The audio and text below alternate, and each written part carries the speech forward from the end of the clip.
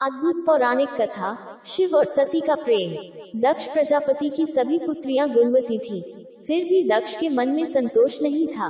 वे चाहते थे उनके घर में एक ऐसी पुत्री का जन्म हो जो सर्वशक्ति संपन्न हो एवं सर्वविजयी हो। अतः दक्ष एक ऐसी ही पुत्री के लिए तप करने लगे। तप करते करते अधिक दिन बीत गए तो भगवती आद्या ने प्रकट होकर कहा, मैं तुम्हारे तप से प्रसन्न हूँ। तुम किस कारण तप कर रहे हो? दक्ष ने तप करने का कारण बताया तो माँ बोली, मैं स्वयं पुत्री रूप में तुम्हारे यहाँ जन्म धारण करूंगी। मेरा नाम होगा सती। मैं सती के रूप में जन्म लेकर अपनी लीलाओं का विस्तार करूंगी। फलतः भगवती आद्या ने सती रूप में दक्ष के यहाँ जन्म लिया। सती दक्ष की सभी पुत्रियों में सबसे अलौकिक थी। सती ने बाल्यावस्था में ही कई ऐसे अलौकिक आश्चर्यचकित करने वाले कार्य कर दिखाए थे जिन्हें देखकर स्वयं दक्ष को भी विस्मयता होती रहती थी। जब सती विवाह योग्य हो गई तो दक्ष को उनके लिए वर की चिंता होने लगी। उन्होंने ब्रह्मा जी से इस विषय में परामर्श किया। ब्रह्मा जी ने कहा, सती आद्या की अवतार हैं। आद्या आदि शक्ति और शिव आदि पुरुष हैं, अतः सती के विवाह के लिए शिव ही योग्य और उचित वर हैं। दक्ष ने ब्रह्मा जी की बात मानकर सती का विवाह भगवान शिव के साथ कर दिया। सती कैलाश में जाकर भगवान शिव के साथ रहने लगी। भगवान शिव के दक्ष के दामाद थे, किंतु किसी वजह से दक्ष के हृदय में भगवान शिव के प्रति बैर और विरोध भाव पैदा हो गया। एक बार देवलोक में ब्रह्मा ने धर्म के निरूपण के लिए एक सभा का आयोजन किया था। सभी बड़े बड़े देवता सभा में एकत्र हुए। भगवान शिव भी इस सभा में बैठे थे। सभा मंडल में दक्ष का आगमन हुआ। दक्ष के आगमन पर सभी देवता उठकर खड़े हो गए, पर भगवान शिव खड़े नहीं हुए। उन्होंने दक्ष को प्रणाम भी नहीं किया। फलतः दक्ष ने अपमान का अनुभव किया। केवल यही नहीं, उनके हृदय में भगवान शिव के प्रति ईर्ष्या की आग जल उठी।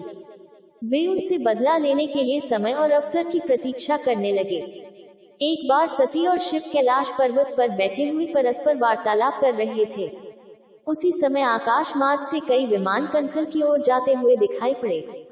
सती ने उन विमानों को देखकर भगवान शिव से पूछा, प्रभु, ये सभी विमान किसके हैं और कहाँ जा रहे हैं? भगवान शक्र ने उत्तर दिया, आपके पिता ने बड़े यज्ञ का आयोजन किया है।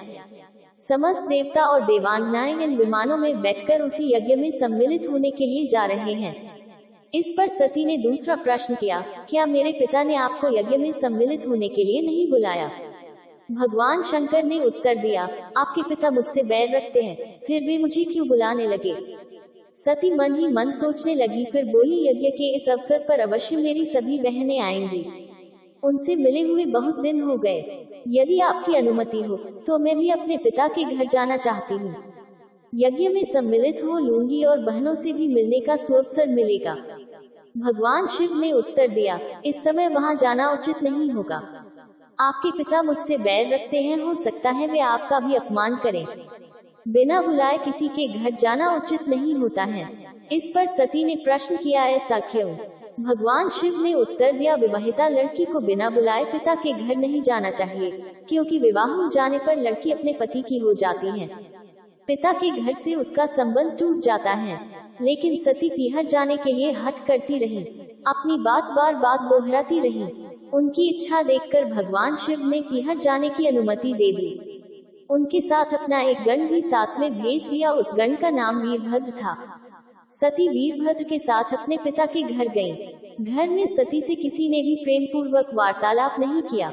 दक्ष ने उन्हें देखकर कहा, तुम क्या यहाँ मेरा अपमान कराने आए हो? अपनी बहनों को तो देखो, वे किस प्रकार भांति भांति के अलंकारों और सुंदर वस्त्रों से सुसज्जित हैं। तुम्हारे शरीर पर मात्र बाघांबर हैं। तुम्हारा पति श्मशानवासी और भूतों का नायक है।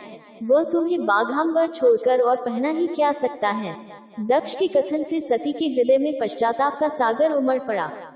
वे सोचने लगी, उन्होंने यहाँ आकर अच्छा नहीं किया। भगवान ठीक ही कह रहे थे, बिना बुलाए पिता के घर भी नहीं जाना चाहिए। पर अब क्या हो सकता है? अब तो आ ही गई हूँ। पिता के कटु और अपमानजनक शब्द सुनकर भी सती मौन रही। वे उस यज्ञ मंडल में गईं जहाँ सभी देवता और ऋषि मुनि बैठे थे तथा यज्ञ कुंड में धू धू करती जलती हुई अग्नि में आहुतियाँ डाली जा रही थी।